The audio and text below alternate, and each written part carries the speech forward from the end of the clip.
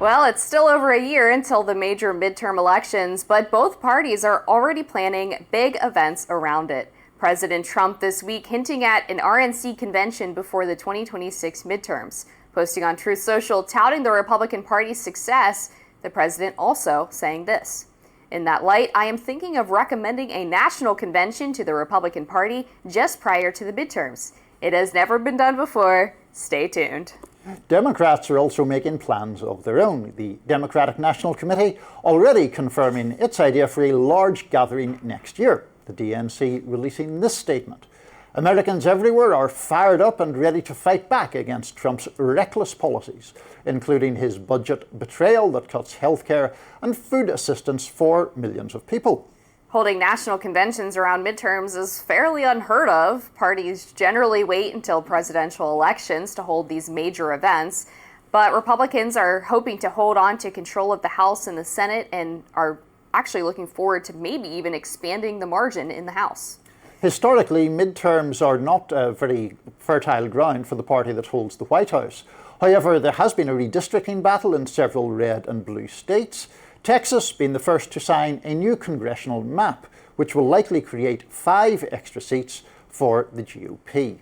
Well, obviously in this one, Amber, it's not like there's a Liberal and Democratic position, or Liberal and Republican position, I should say, given that they're both proposing these ideas. I've mixed feelings. I like covering conventions, so I wouldn't mind an extra couple of them for the midterms. From the party perspective, I'm not too sure of the merits of it. I mean, you're having a national event without a national candidate for a start, which seems questionable. And then the other part of it is conventions are very costly to put on. I was looking up the figures for last time around, and the Democrats raised about 95 million, the Republicans 85 million. For their respective conventions in Chicago and Milwaukee, I think that's right. The Republicans were. So whether they really would get the bang for the buck on a midterm convention seems questionable. I can't imagine the donors are too thrilled to hear about this, right? So. Right? Okay, so we're trying to launch this historic midterm effort to keep the House and the Senate and have the party trifecta. And now you're telling us we have to donate more so that you can have a convention. Although I do think it probably makes more sense for the Republican Party only because they have this massive figure in Trump where his endorsements, his just being sort of the leader of the Republican Party, even when he's not on the ballot, does help to boost Republican electoral chances, both on just the general ballot and individual candidates. So maybe the thinking is, well, if I go up there and I tell everyone, hey, if you like what I'm doing or you like this policy, you have to vote for these down ballot people so that I can continue working on my agenda. I don't see the Democrats having a similar setup there where they're able to sort of rally from one individual or even just a handful. Right. That is a fair point that the Democrats do not have that individual. I think they are looking at it for a different purpose, really, which is the idea that they could give rising stars or potential 2028 candidates a moment in the spotlight, or at least try and up the party morale and get them kind of coalescing around a few goals, though it's not at this point clear exactly what those goals would be. It is true that national conventions have sometimes boosted people who are not either the presidential or vice presidential candidate. Obama is perhaps the most famous example. In 2004, when John Kerry was the Democratic nominee, Obama's speech there really launched him as a national figure. So for that purpose, it might help Democrats. On the Republican side, I take your point about Trump, although I suppose the flip side of that is there a political risk to him if he identifies himself in a super prominent way with the midterm campaign and it doesn't go well for Republicans? Yeah, that's definitely the risk, of course. I think one of the things Republicans are looking at, just when I talk to consultants and analysts, is that they feel the approval rating is higher than it was during his first term at the same time. The Republican Party's approval rating far outpaces the Democrats, so they feel fairly confident.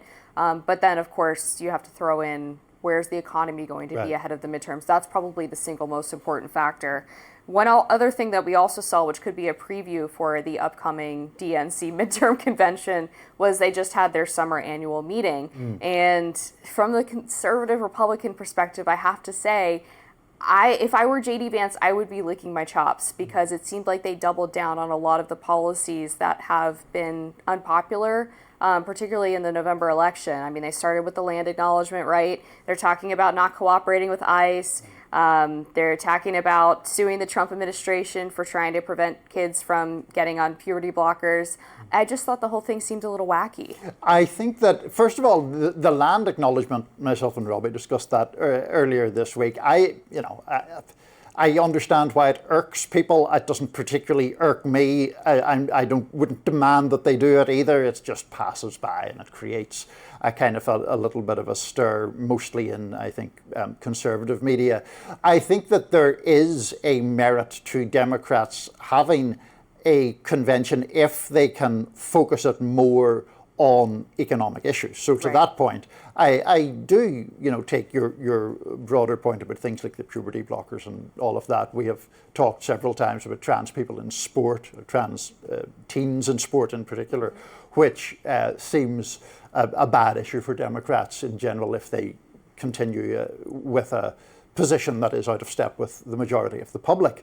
But if they could actually get more prominent voices or more effective voices championing their agenda, and if they could get a clearer and more consistent sense of what that agenda is, I think it could pay off. Yeah, no, I completely agree. I think the problem for them will be even more specific than the developing the agenda is which direction are they going? Because right now there's sort of two wings of the Democratic Party as I see it.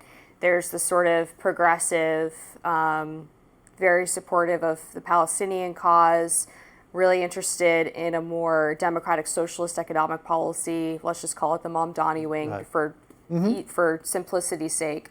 And then there's the establishment.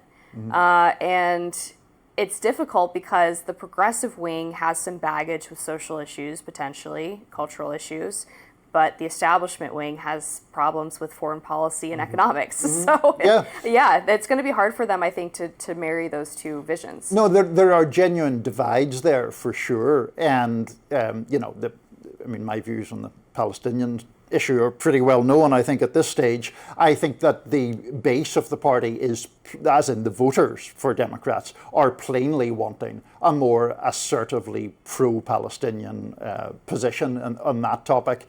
But then, the establishment of the Democratic Party has fared so badly across a whole range of issues that I think is part of the reason why the Mamdani type people are getting more energy, at least. Yeah, I think that's right, especially among young people, and that's consistent with the Republican Party too on the Israel-Palestine issue. Yeah, the big generational gap there. Coming up, President Trump has revoked Kamala Harris's Secret Service protection. Don't go anywhere.